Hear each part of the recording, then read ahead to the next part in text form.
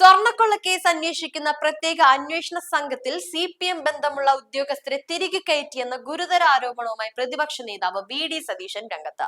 കഴിഞ്ഞ ദിവസം സംഘത്തിൽ ഉൾപ്പെടുത്തിയ 2 ഇൻസ്പെക്ടർമാർക്കെതിരെയാണ് പ്രധാനമായും ആക്ഷേപം ഉയർന്നിരിക്കുന്നത്. സ്വർണ്ണക്കടത്ത് കേസ് അന്വേഷണത്തിന്റെ സംശയത്തിന്റെ നിഴലിലാക്കുന്ന നിർണായക വെളിപ്പെടുത്തലുമായി പ്രതിപക്ഷ നേതാവ് VD സതീശൻ. കേസ് അട്ടിമറിക്കാൻ CPM അനുകൂലികളായ ഉദ്യോഗസ്ഥരെ പ്രത്യേക അന്വേഷണ സംഘത്തിൽ തിരികെ കയറ്റിയെന്ന ഗുരുതരമായ ആരോപണമാണ് അദ്ദേഹം ഉന്നയിച്ചിരിക്കുന്നത്.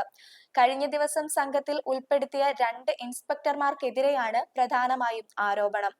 2 IPS ഉദ്യോഗസ്ഥരും ക്രൈംബ്രാഞ്ച് ഉന്നതരും ചേർന്നാണ് ഈ ഉദ്യോഗസ്ഥരെ സംഘത്തിലേക്ക് എത്തിച്ചതെന്നും ഇത് അന്വേഷണത്തിന്റെ സുതാര്യത തകർക്കുവാനുള്ള ഗൂഢാലോചനയാണെന്നും സതീശൻ വ്യക്തമാക്കി.